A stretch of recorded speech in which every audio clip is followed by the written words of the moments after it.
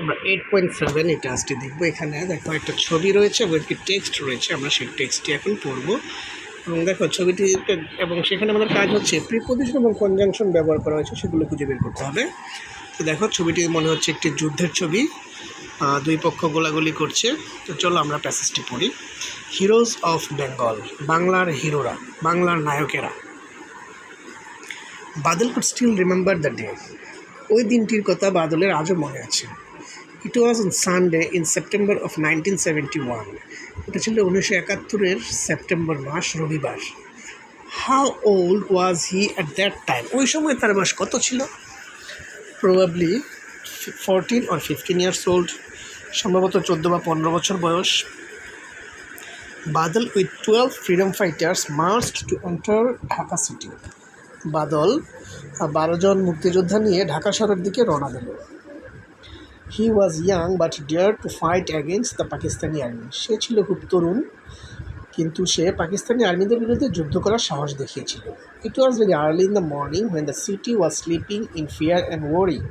এটা ছিল তখন খুব সকাল, যখন শহরের সবাই ঘুমিয়েছিল ভয়ে এবং দুশ্চিন্তায়। But the freedom fighters did not have slip.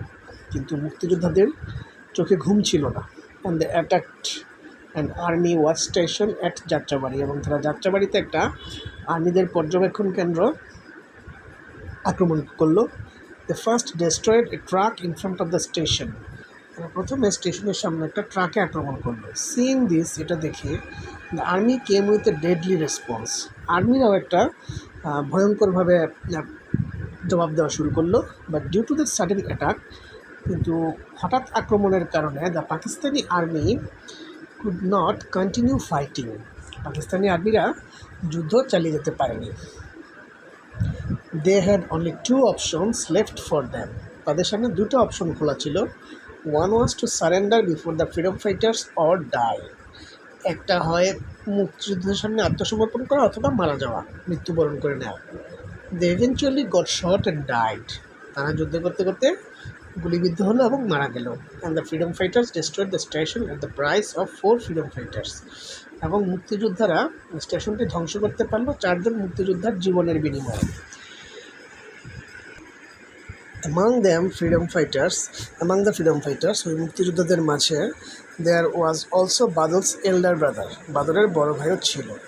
When he thought of the incident, যখন সেই ঘটনার কথা ভাবে, his eyes filled with tears, তার চোখ কান্নায় ভরে যায়। But he consoled himself that because of his brother's sacrifice as well as other martyred freedom fighters, we got our independence. কিন্তু সে নিজেকে সান্ত্বনা দেয় যে তার ভাই এবং অন্য মুক্তিযোদ্ধাদের আত্মত্যাগের কারণে আমরা আমাদের স্বাধীনতা পেয়েছি। They are the real heroes of Bengal. তারাই বাংলার প্রকৃত হিরো, প্রকৃত নায়ক।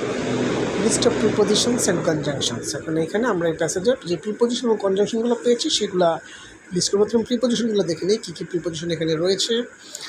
যেমন আমরা প্রথম থেকে যদি আসি, অন, প্রথম প্রায় অন সানডে, অন একটি প্রিপোজিশন। অফ 1971, অফ আরেকটি প্রিপোজিশন। On, of. তারপর আমরা পাচ্ছি অ্যাট একটি প্রিপোজিশন। তারপর রয়েছে উইথ আরেকটি প্রিপোজিশন। টু একটি প্রিপোজিশন।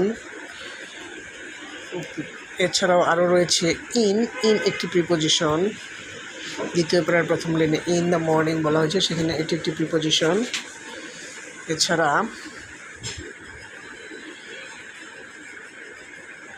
এগুলাই হচ্ছে মূলত এই প্যাসেজটির প্রিপোজিশন যেগুলা সেগুলা। তারপর অ্যামাং হচ্ছে আরেকটা প্রিপোজিশন। এছাড়া